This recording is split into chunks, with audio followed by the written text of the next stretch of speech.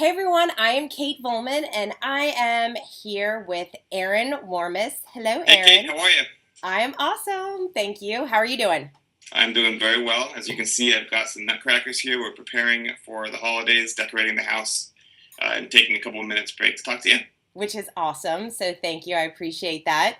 Aaron and I have known each other for a couple years now, a few years, back from when I used to work up in West Palm at the Community Redevelopment Agency. And he and I have always kind of talked about doing some kind of a video series where we Yep. would talk through entrepreneurship and marketing. And Aaron really made a name for himself on Twitter as a guy on clematis. A And local celebrity. he is a local celebrity, and actually, he just was featured on the mayor's radio show. That was So, pretty funny. well, It was an unintentional feature. I think they just started talking about stuff, and then suddenly they were talking about Aaron, and that kind of morphed into a nice little 4-minute plug for me and my blog. So, and it kind of just makes sense because I feel like that's how your name always comes up. If people are talking about West Palm and what's happening downtown, your name is basically it's going to come up. It's kind of just I happens. guess. It does. It just happens. Okay. So he's got a blog, and it talks a lot about things that are happening in West Palm, businesses that are opening up, events that are happening. So Aaron and I wanted to, and he also has a meetup that he does every month First called. Monday of the month is Web Monday, which is going to be this coming Monday after the weekend. Yep, and always talking through like the latest in marketing trends, online marketing, whether it's Facebook or Pinterest or how to use apps more effectively. So has his hands in a lot of different things, and the purpose of this little show that we wanted to do is really talk through what people can do if they're interested in either starting a business or marketing their business, or somebody that has a full-time position now and wants to potentially become an entrepreneur or start something on the side. Kind of give them those resources and what's upcoming, and then some marketing tips that will help them expand their reach, whether it's social media or website development and things in that area. Yeah, sounds like fun. Yep. So that's going to be the show. We're going to start doing this on a regular basis. And Aaron, one of the things that we talked about just before this call was there are a lot of people out there that want to. Hey, there's your daughter. Hey, Mia. That there's a lot of people out there that want to start a business online. They hear that it's really easy. They hear that, oh, you just have to get up a website and you start generating X amount of dollars of extra income a month, and you can do that. But obviously, there's a lot of steps that they might not be hearing about. So, what are some resources that you've seen in West Palm Beach when somebody wants to learn more about how to start a business? Well, there's a lot of things that are available to you as a small business owner or someone who wants to start a business. And a lot of times, people think that they have to get involved in a very specific entrepreneurship, program or something to start a business. But first of all, you can go to your city library. That's a really good resource. They do a lot of different programs.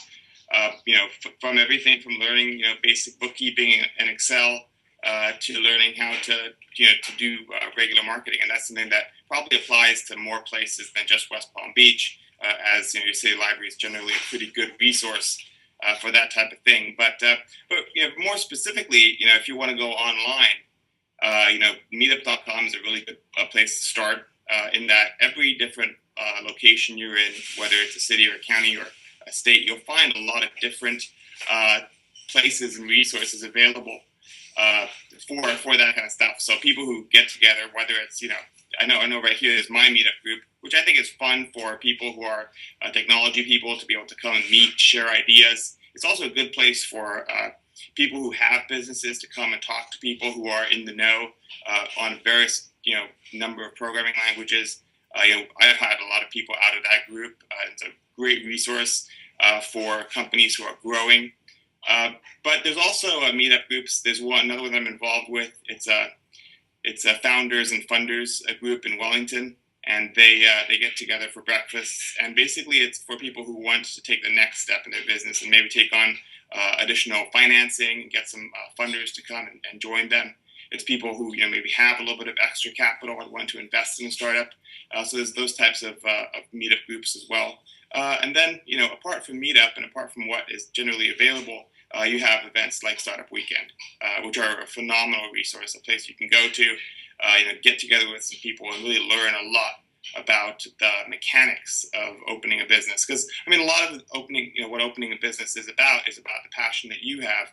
But what will make or break your business is how you can run a business and whether or not you can do your testing and make sure that it is a viable product before you go and sink much of your own capital into a project which maybe doesn't even have a market.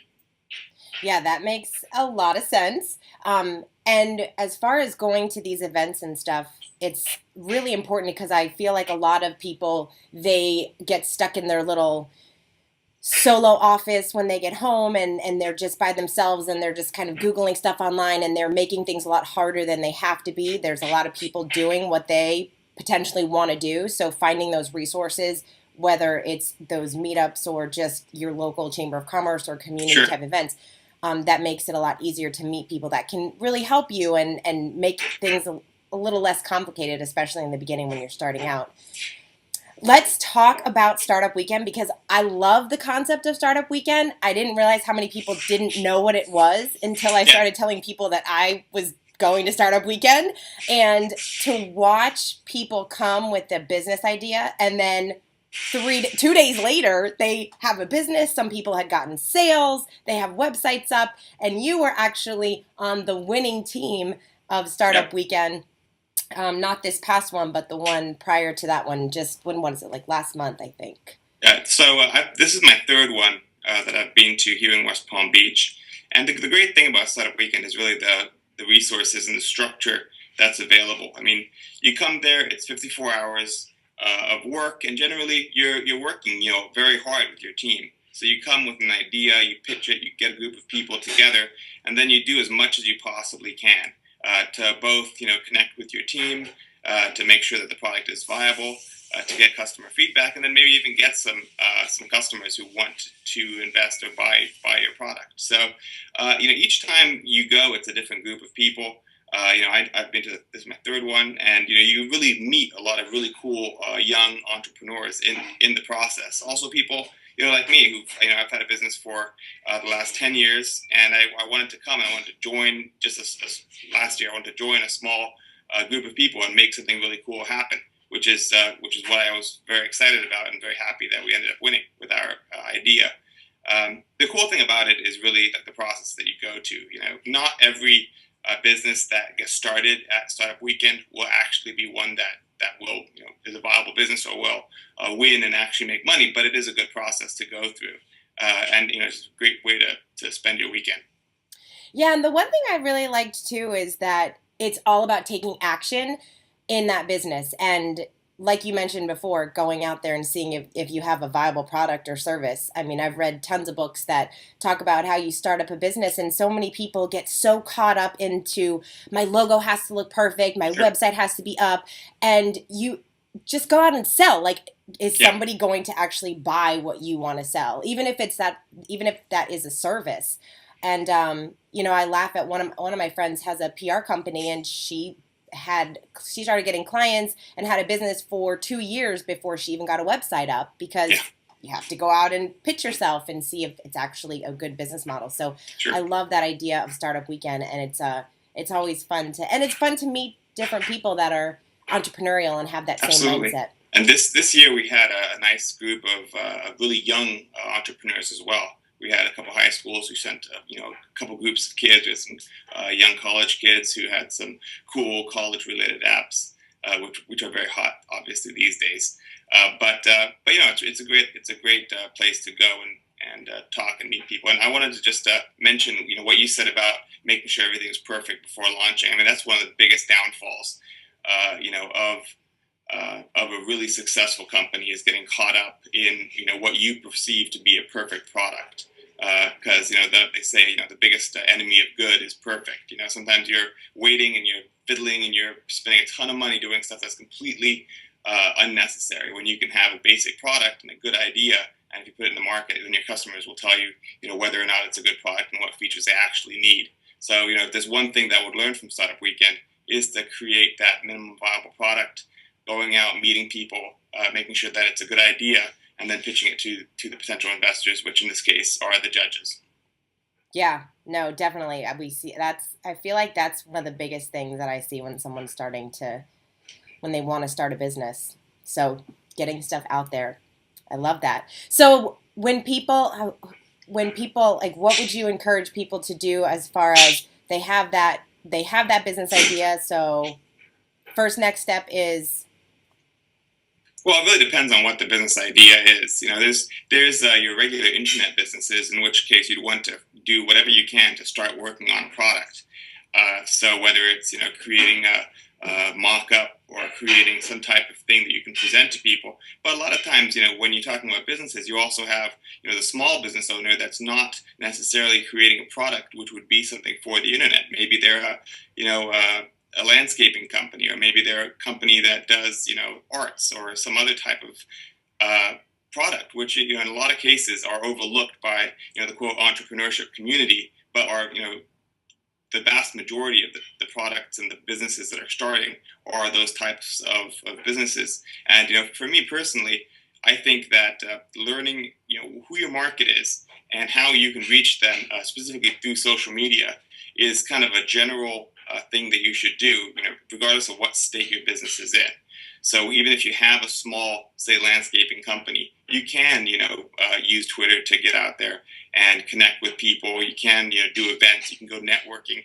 Even if you have a business-to-business product, and I talked to someone who had a solid waste authority product where they would basically work with companies to take out their garbage. And he was like, "How can I use social media?"